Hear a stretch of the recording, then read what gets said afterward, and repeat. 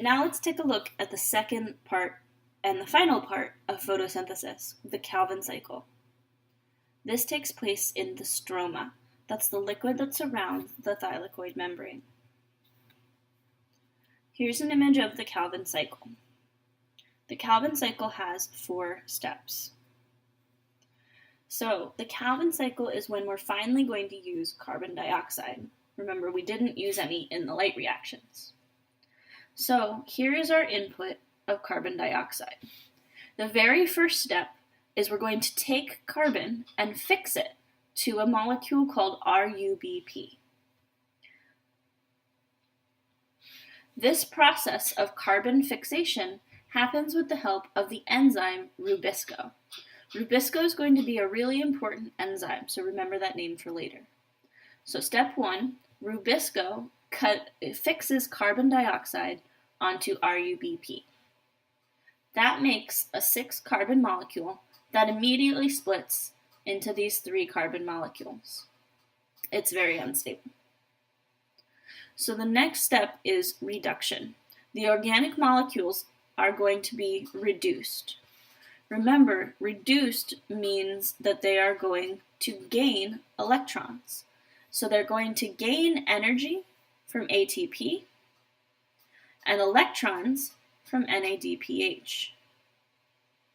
So it will be reduced as it's rearranged into a sugar.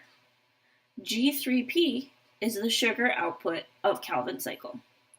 Eventually, we're going to take multiple molecules of G3P and combine them to make glucose and other carbon compounds that we can use for fuel. So step 3 is the release of a single G3P. So one molecule of G3P is going to get released. The rest of the carbon molecules are going to get recycled. They get used to regenerate this molecule RUBP, creating a cycle. Once RUBP is remade, and this requires some energy as well, right? There's more ATP being used. Once the RUBP is remade, then Rubisco can take RUBP and combine it with more carbon dioxide to continue the cycle and produce more sugar.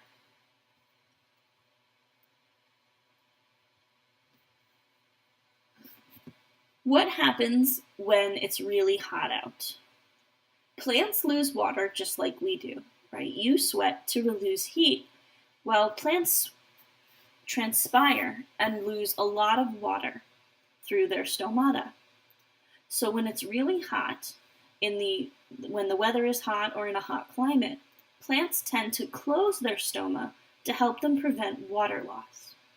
But this presents a problem for photosynthesis.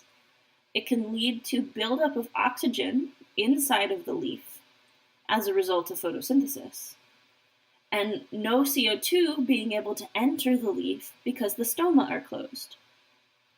And this makes Rubisco inhibited.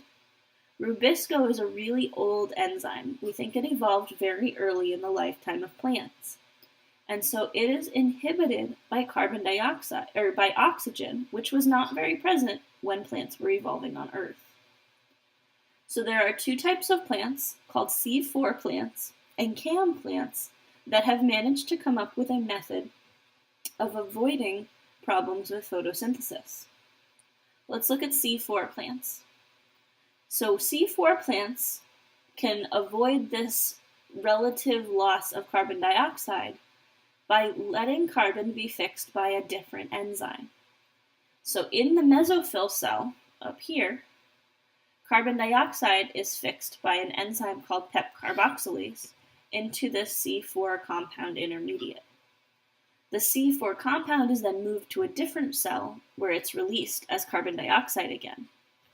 What this does is it allows in this bundle sheath cell here, relatively high, what it does is it allows for this bundle sheath cell here to have a relatively higher amount of carbon dioxide.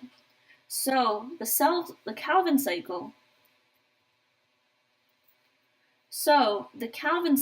can continue here like normal.